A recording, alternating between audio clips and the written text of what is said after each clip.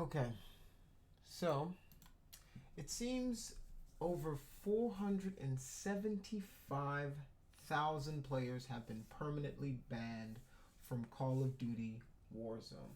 Let's find out why. It seems over 475,000 permanent bans have been handed out in Activision's Call of Duty Warzone since it launched. The number comes straight from developer Raven Software, which said it remains committed to rooting out cheaters and repeat offenders across Call of Duty Warzone, Modern Warfare, and Black Ops. The studio explained a large banware took place on April 11, 2021, and that its security and enforcement team continue to issue bans daily in a bid to catch offenders. I've had friends of mine complain about just crazy bugs inside of Warzone, or crazy cheaters, in the sense where, like, one person said that he was wondering. He was like, "Man, I just kept getting killed. I don't know what was happening." And then he like goes to like the bottom of the map, like in the building, and this guy's just like standing there, like just spinning around and round and round and round, and he's just killing everybody, just murking everybody. So things like that happen, and yeah, and this was like Saturday that somebody told me this. So Saturday or Sunday that somebody told me that this happened to them. So this is something that is still happening. It's as long as you have a game, as long as you have like a community, there's gonna be people who try to figure out a way to game the system.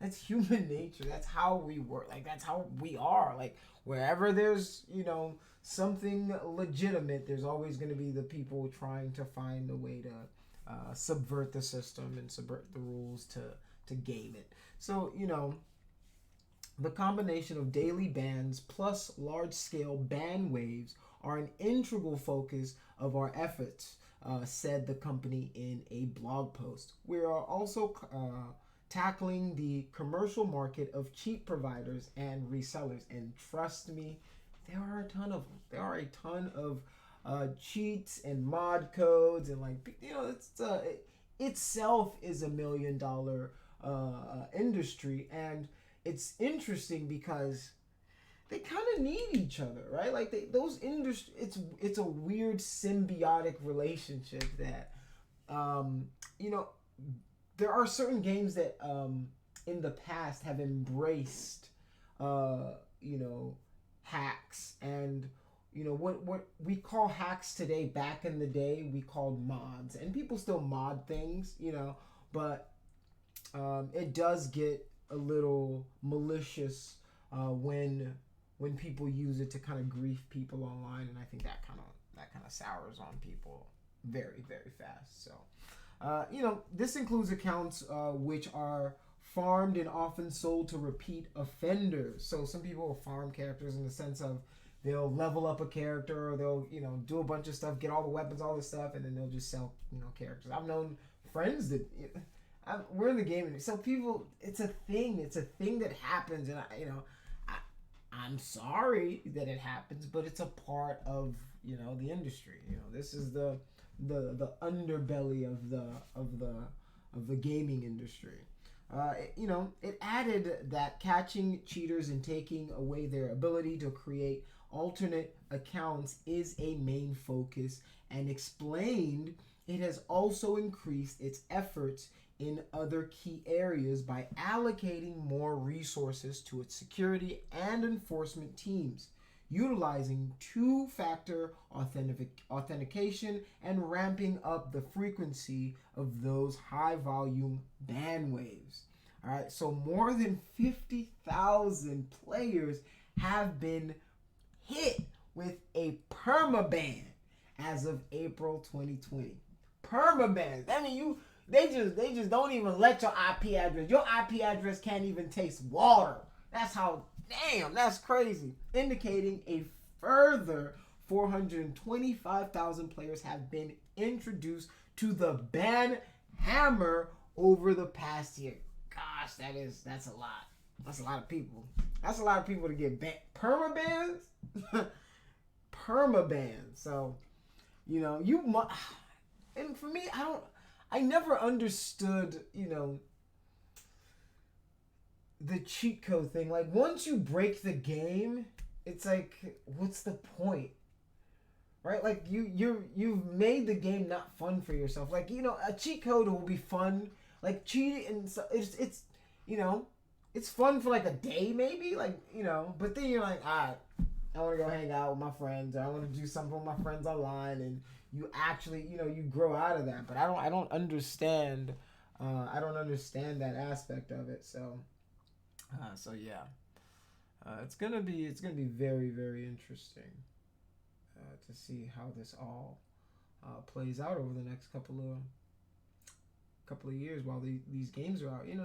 Different game studios are trying different things when it comes to hackers and banners and stuff like that. Like GTA back in the day used to embrace it. They used to love this stuff. They used to they would even put some of the cheats in the game, and if you hit cheat codes used to be a part of it, like Game Sharks and shit. Like, yo, that used to be a part of the industry. But now all these money hungry CEOs, or everybody wants their just dues. And when it comes to like griefing players, I understand that. But like when it's like the fun mods and stuff, like, yo, let that shit slide, son. It makes it more fun. Like, I don't know. So to regulate the economy of your system, yes, I understand. Like, you have to root them out, but there's some you can let slide. You guys know, like in GTA, here's stuff that still happens in GTA. Like, one Christmas, I was playing GTA and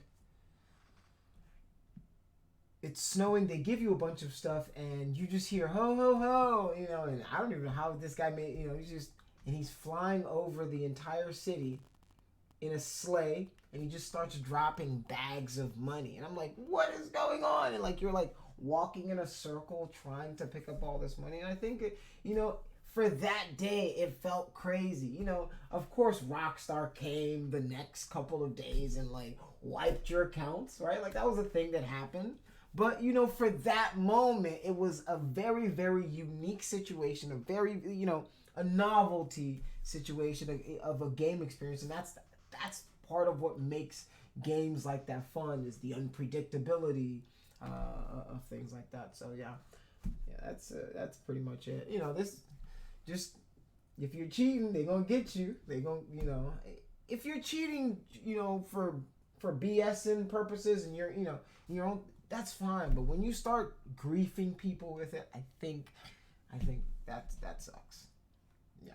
So that's my take. Let me know what you guys think in the comment section.